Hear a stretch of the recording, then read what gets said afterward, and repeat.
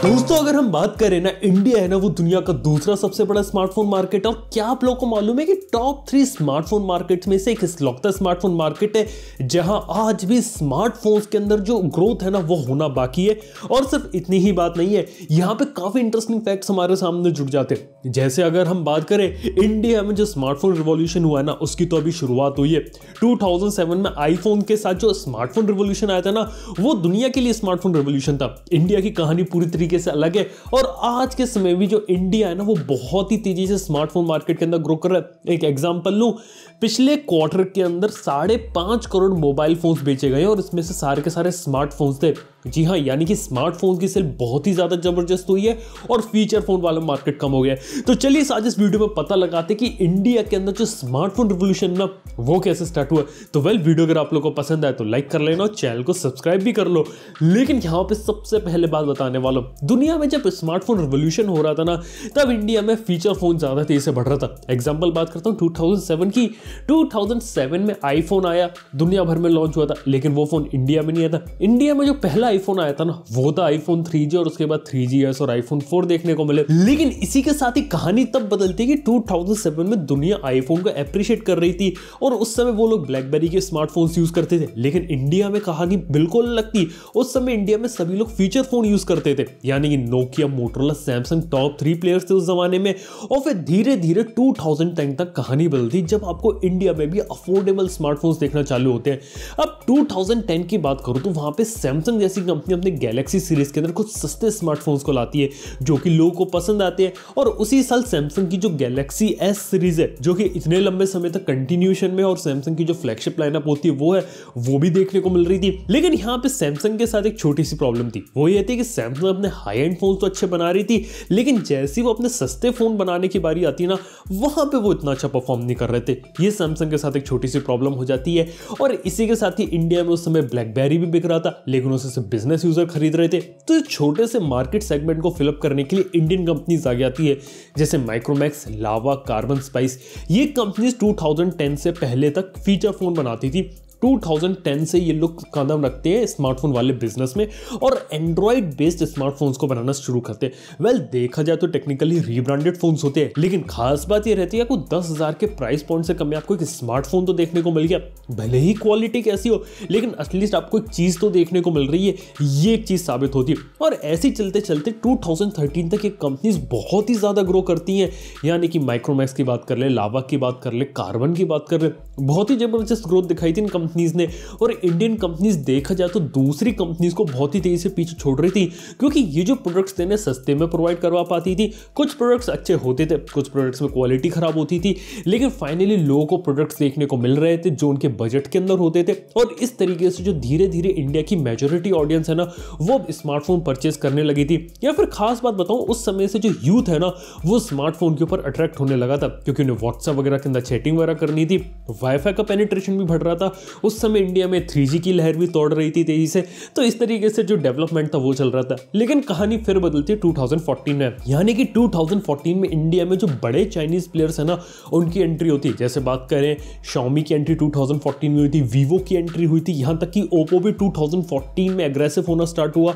और आप लोगों को मालूम है 2014 के अंदर ही जो Xiaomi है ना वो काफी तेजी से राइज अप किया। यानी कि Xiaomi की खास बात ये थी कि वो काफी ज्यादा कमाल की स्पेसिफिकेशन वाले फोन काफी कम प्राइस के अंदर निकाले। एक एग्जांपल बताता हूं, उस जमाने वो Mi 3 लेकर आ गए थे जो कि फ्लैगशिप परफॉर्मेंस निकालता था, और Redmi 1S जैसा फोन लेकर भी आ गए थे जो एक ऐसा फोन था, मतलब यानी कि 15-20 हजार में जो आपको स्पेसिफिकेशन देखने को मिलती है ना, वो आपको देखने को मिल रही थी सिर्फ 6-7 हजार रुपए में। ये काफी कमाल की बात है। और इसी साथ ही मोटोरोला की भी एंट्री होती है। मोटो G1, G2 ये ऑनलाइन सेंट्रिक होने वाले पहले फोन होते हैं। और इंडिया में जो ऑनलाइन मार्केट है ना वो स्टार्ट होता है। और इसका नतीजा ये रहता है कि आपको कम प्राइस में ज्यादा से ज्यादा अच्छी स्पेसिफिकेशन और ज्यादा से ज्यादा अच्छी क्वालिटी वाले प्रोडक्ट्स मिल रहे थे और सही मायनों में वैल्यू फॉर मनी चीज मिल रही थी। ये चीज इंडियन कंपनीज के लिए नुकसानदेह साबित हुई, लेकिन इंडियन कंज्यूमर को चॉइसेस मिली और बहुत सारे स्मार्टफोन्स उससे देखने को मिले। तो जो लोग पहले अच्छी क्वालिटी के स्मार्टफोन्स अफोर्ड नहीं कर पा रहे थे तो उन्होंने लेना चालू कर दिया। और इसमें से काफी सारे ऐसे लोग थे जिन्होंने ऑलरेडी स्विच किया, यानी कि जो लोग पहले स्मार्टफोन को यूज कर रहे थे वहां पे क्वालिटी नहीं मिल रही थी। अब उन लोगों को एक हाई क्वालिटी ऑल्टरनेटिव देखने को मिलने लगा जो कि काफी कम प्राइस में आपको अच्छी वैल्यू फॉर मनी प्रोवाइड कर रहा था, तो काफी सारे लोग वहां मूव करे। उसके बाद इंडिया में आपको पेनिट्रेशन देखने को मिलता है, चाइनीज स्मार्टफोन्स इंडिया में ग्रो करना स्टार्ट करते हैं और इंडियन ऑडियंस को आपको अच्छी वैल्यू फॉर मनी वाले प्रोडक्ट्स भी देखने को मिलते हैं। लेकिन कहानी फिर बदलती है 2016 में। 2016 में एक ऐसा टाइम आता है जहां पे रातों रात इंडिया का फोन मार्केट, मोबाइल मार्केट बदल जाता है। जी हम यहां पे मैं बात कर रहा हूं जियो के रिवॉल्यूशन की। जियो रिवॉल्यूशन की खास बात ये थी कि उस समय ये लोग 4G डेटा लेके आए थे और इनका जो 3-3 महीने का ऑफर था, मतलब आप समझ सकते हो कि विनरार का 3-3 महीने का खत्म नहीं होता है ना, ऐसे ही जियो का भी 3-3 महीने का जो ऑफर है वो खत्म नहीं हो रहा था। और जियो के कारण इंडिया में जो स्मार्टफोन का जो रियल रिवॉल्यूशन होता है ना वो स्टार्ट होता है। सबसे पहले तो वो फ्री डेटा लेकर आते हैं, तो काफी सारे लोग होते हैं 4G सिम को सिर्फ इसलिए लेते हैं ताकि वो फ्री डेटा को यूज कर सके। अब पता चलता है जियो की जो 4G सिम है वो 3G फोन में चल ही नहीं सकती, इसलिए रातों रात जितने भी 3G फोन्स थे इंडिया में सब बेकार हो जाते हैं। और यहाँ पे सबसे ज्यादा जो लॉस होता है वो इंडियन कंपनीज को ही होता है, क्योंकि वहां पे जो कंपनीज थी वो मेजोरिटी जो स्मार्टफोन्स बना रही थी वो 3G बना रही थी। 4G वाले स्मार्टफोन्स की क्वांटिटी काफी ज्यादा कम थी, लेकिन चाइनीज कंपनीज जो थी वो 4G स्मार्टफोन बहुत ही ज्यादा क्वांटिटी में ला रही थी, इसलिए वो लोग वहां पे सर्वाइव कर पाए। और तो और ये भी हुआ, काफी सारे लोग के 3G फोन जब ऑलरेडी बेकार हो गए तो वो मार्केट में गए 4G फोन को खरीदने के लिए। और यहाँ पे हर कोई 4G फोन नहीं बिका, यहाँ पे सिर्फ वही 4G फोन्स बिके जहां पे आपको VoLTE का सपोर्ट देखने को मिलता था। और तो और क्या आप लोग को मालूम है कि फ्री डेटा के चक्कर में काफी सारे ऐसे लोग भी जुड़े जियो के साथ जिन लोगों ने आज से पहले स्मार्टफोन यूज नहीं किया था, लेकिन फ्री डेटा के कारण वो लोग स्मार्टफोन पे आ गए। जी हाँ, मतलब रियलिटी में बात की जाए तो जो डेमोक्रेटाइजेशन था, जिस तरीके से जो टेक्नोलॉजी थी वो लोगों तक पहुंची ना, वो 2016 के बाद ही पहुंची। और यही एक जमाना था जब सैमसंग ने भी अपने सस्ते फोन्स निकालना शुरू कर दिए थे, काफी सारी कंपनीज अपने सस्ते फोन निकाल रही थी, लेकिन सर्वाइव सिर्फ वही कर पाए जिन्होंने हाई क्वालिटी में सस्ते फोन्स निकाले। जैसे बात करें रेडमी की, Redmi 4, Redmi 5 one of the best selling phones थे, रेडमी को one of the best selling phones था। सैमसंग ने वाई सीरीज, जे सीरीज निकाल के कोशिश करी थी इस मार्केट को पेनिट्रेट करने की, कुछ बहुत बिके इनके फोन्स, लेकिन क्वालिटी या सब स्टैंडर्ड प्रोडक्ट होने के कारण वाई सीरीज और जे सीरीज को सैमसंग ने डिसकंटिन्यू कर दिया क्योंकि मार्केट में अच्छा परफॉर्म नहीं कर रहे थे। और इसी के साथ ही मार्केट है ना बहुत ही तेजी से ग्रो करने लगा। इवन एक खास बात बताऊं यहाँ पे स्मार्टफोन रिवॉल्यूशन की, वो ये थी कि काफी सारे लोगों तक जो इंटरनेट था ना वो जियो के कारण ही पहुंचा, यानी कि स्मार्टफोन का यूज करके वो लोगों ने इंटरनेट को पहली बार एक्सपीरियंस किया।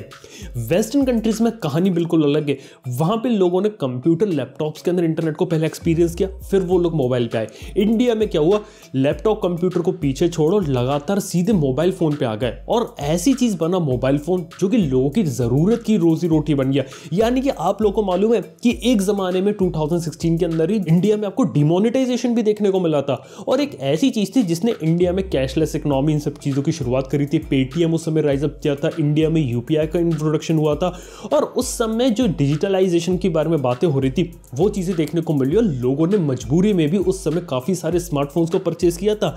इवन अगर हम बात करें टियर 2, टियर 3, टियर 4 सिटीज के अंदर भी आपको ये चीज देखने को मिली, तो लोग धीरे धीरे स्मार्टफोन के ऊपर जा रहे थे क्योंकि उन्हें जो चीज देखने को मिलती थी, सस्ता डेटा या कहूं फ्री डेटा, सिर्फ उसी के लिए लोगों को एंटरटेनमेंट का जरिया बना। और इस तरीके से जो इंडिया था ना वो मोबाइल डेटा यूजर की रैंकिंग में नंबर 1 हो गया सिर्फ एक साल के अंदर। ये बहुत ही जबरदस्त चीज थी। और क्या आप लोगों को मालूम है जो छोटे छोटे जो स्टार्टअप स्टार्ट हुए थे, इन लोगों ने भी स्मार्टफोन की पेनिट्रेशन को ग्रो करने में हेल्प करी। यानी कि इंडिया में स्मार्टफोन मार्केट तो धीरे धीरे बढ़ रहा था, लेकिन फूड डिलीवरी स्टार्टअप्स आ गए, जोमैटो, स्विगी, फूड पांडा, यहाँ तक कि ओला, उबर के कारण जो ऑटो वगैरह चलते थे तो उनको पास भी स्मार्टफोन की रिक्वायरमेंट पड़ने लगी। तो इस तरीके से इंडिया में जो स्मार्टफोन का डिप्लॉयमेंट था वो बढ़ने लगा। लेकिन फिर भी एक प्रॉब्लम ये थी कि इंडिया में आज के समय में भी काफी सारे ऐसे लोग हैं जो फीचर फोन यूज करते हैं, और उनको यूज करने का मेन रीजन है कि वो महंगे 4G स्मार्टफोन को अफोर्ड नहीं कर सकते, क्योंकि एक प्रॉब्लम आ जाती वो है बिल ऑफ मटेरियल की। यानी कि आप कुछ भी कर लें, एक स्मार्टफोन की जो कॉस्ट होती है ना वो फिक्स होती है, उसके अंदर जो रॉ मटेरियल्स लगते हैं वो फिक्स होते हैं। अब GST वगैरह हाइक हो गया ना तो उससे फोन की कीमत बहुत ही ज्यादा बढ़ सकती है। तो देखा तो एक छोटी सी प्रॉब्लम थी। यहाँ पे जियो ने इसको इस तरीके से टैकल किया कि जियो अपना सस्ता 4G वाला जियो फोन लेके आ गई। वहां पे काफी सारे लोगों को 2G से 4G के ऊपर मूव किया, लेकिन अभी भी वो फीचर फोन की कैटेगरी में थे, वो स्मार्टफोन की कैटेगरी में नहीं जा पाए। और तो आगे चल के ये भी प्रॉब्लम आई कि काफी सारे लोग सिर्फ फीचर फोन सिर्फ इसलिए परचेस कर रहे थे क्योंकि उन्हें आज के समय में भी अफोर्ड करवा पाना सस्ता है। लेकिन जो थोड़ी अपर मिडिल क्लास के बारे में बात करूं, वहां पे सबके पास ही धीरे धीरे जो प्रॉपर स्मार्टफोन आता है ना, वो आता गया, क्योंकि ऑब्वियसली टेक्नोलॉजी सस्ती हो गई, डेटा सस्ता हो गया, यूज केस बढ़ गया और एक्सेसिबिलिटी बढ़ गई। इसलिए जो इंडिया में था वो स्मार्टफोन रिवॉल्यूशन स्टार्ट हो गया था। लेकिन इसके बाद जो अगली जो चीज आती है ना, जिसे काफी सारे लोग नेग्लेक्ट कर देते हैं ना, वो है पेंडेमिक। यानी कि इस समय जब पेंडेमिक हुआ ना, तो उस समय देखा जाए तो फीचर फोन वाला मार्केट कम हुआ और स्मार्टफोन वाला मार्केट बहुत तेजी से बढ़ा है। रिपोर्ट के हिसाब से माने आईडीसी की लगभग 5 करोड़ के ऊपर जो स्मार्टफोन्स हैं वो सोल्ड हुए सिर्फ Q3 2020 में। इसका मेन रीजन पता है क्या है? पेंडेमिक में काफी सारे लोग वर्क फ्रॉम होम कर रहे हैं, उसके लिए स्मार्टफोन की जरूरत है। काफी सारे जो स्टूडेंट्स हैं उन्हें ऑनलाइन लेक्चर्स अटेंड करने, उन्हें स्मार्टफोन की जरूरत है। और इस तरीके से जो स्मार्टफोन्स में जो परचेजेस हुई ना, वो जबरदस्त हुई। यानी कि पहले क्या होता था, एक फैमिली में अगर एक स्मार्टफोन है तो धीरे धीरे 2-3 स्मार्टफोन्स जाने लगे, और इस तरीके से जो स्मार्टफोन वाला मार्केट है और तेजी से आगे बढ़ने लगा, और जो फीचर फोन वाली जो रिक्वायरमेंट है वो कम होने लगी। यानी कि अब समझ सकते हैं कि जो फीचर फोन का जो एंड होता है इंडिया मार्केट में, वो खत्म होने लगा। क्योंकि अभी तक क्या होता था, फीचर फोन मार्केट में आते थे और बिकते थे, कोई लॉन्च इवेंट, कोई न्यूज नहीं होती थी, बस मार्केट में आ रहे थे और बिक रहे थे, क्योंकि लोगों के में अंदर डिमांड थी, लोग खरीदना चाहते थे। लेकिन अब क्या हुआ है, फीचर फोन तो खत्म होने लगा, अब सीधे सीधे जो लोग हैं वो स्मार्टफोन के ऊपर मूव कर रहे हैं, और लग रहा है कि आने वाले समय में ये चीज और ज्यादा ग्रो करेगी। काफी अच्छा एग्जांपल है जियो के 4G स्मार्टफोन का। बातें हम सुन रहे हैं 3,500-4 हजार रुपए में जियो एक 4G बेस्ड स्मार्टफोन लाने वाली, जो कि एक एंट्री लेवल स्मार्टफोन होगा। और ये ऑलरेडी जो जियो फोन के यूजर्स हैं, जो कि फीचर फोन यूज करते हैं, उनको स्मार्टफोन के अंदर कन्वर्ट करेगा। ये एक कमाल की चीज है। इसके साथ ही एक और बात यहां पे मैं ऐड कर देना चाहता हूं, वो ये है कि जो जियो है ना, वो आज के समय में 5G के अंदर भी काम करो। जैसे जैसे 5G का भी रोल आउट होगा, तो आने वाले समय में इंडिया में एक 5G रेवोल्यूशन भी देखने को मिलेगा। लोग धीरे धीरे 5G पर भी अपग्रेड करेंगे, और हो सकता है कि जो लोअर कैटेगरी है ना, वहां पे जो 4G की जो एक्सेसिबिलिटी है वो थोड़ी तेज हो जाए। जी हाँ, तो इस टाइप की चीजें देखने को मिल रही है। तो कहने का मतलब ये कि आज भी इंडिया में बहुत पोटेंशियल है कि स्मार्टफोन मार्केट बहुत ही ज्यादा तेजी से ग्रो कर सकता है, स्पेशली लोअर एंड वाला। और यहाँ पे जो स्मार्टफोन का मार्केट है ना, हम बोलते रहते हैं सैचुरेट हो गया, या ये हो गया, वो हो गया, ऐसा नहीं है। जो स्मार्टफोन वाला मार्केट है वो आज के समय में पहले से ज्यादा तेजी से बिक रहा है। लोग दुकानों में जाकर भी फोन खरीद रहे हैं, लोग ऑनलाइन शॉपिंग साइट्स पर भी फोन खरीद रहे हैं, और पहले से ज्यादा फोन खरीद रहे हैं। और मैं आप लोगों को बता रहा हूं, आने वाले 1-2 साल के अंदर जैसे ही 5G का रोल आउट इंडिया में स्टार्ट हो जाएगा ना, वैसे ही इंडिया में 5G स्मार्टफोन्स की भी डिमांड बढ़ेगी, और जो इंडिया है ना, वो दुनिया का नंबर 1 स्मार्टफोन मार्केट बन जाएगा। यानी कि स्मार्टफोन रिवॉल्यूशन की शुरुआत है ना, अभी तो सिर्फ इंडिया में हुई है। इंडिया में भी ढंग से स्मार्टफोन जगह जगह कोने कोने तक पहुंचा नहीं है, दुनिया में दूसरी जगहों तक वो पहुंच गया, इसलिए वहां पे मार्केट सैचुरेट हो गया है। इंडिया में अभी ग्रोथ का जो पोटेंशियल है वो बहुत ही ज्यादा जबरदस्त है। ये चीज है ना, इस बात को बहुत ही ज्यादा इंटरेस्टिंग बना देती है। तो देखते हैं आने वाले समय में अगला रिवॉल्यूशन क्या होता है, और 5G के आने के बाद स्मार्टफोन की इंडस्ट्री किस तरीके से रिवॉल्यूशनाइज करती है, कौन कौन से फोन्स देखने को मिलते हैं, क्या होती है पीछे की पूरी कहानी, सब कुछ अगले वीडियो में हम कवर करेंगे जब 5G आ जाएगा। तो अगर आप कुछ भी मिस नहीं करना चाहते हो तो चैनल को सब्सक्राइब करो। इस बारे में आप लोग की ओपिनियन, ये बात नीचे कमेंट में बताना ना भूलो। वीडियो पसंद आए तो लाइक करो। थैंक यू आपको वीडियो देखने के लिए। मैं आपसे मिलता हूं नेक्स्ट वीडियो के अंदर। Good bye.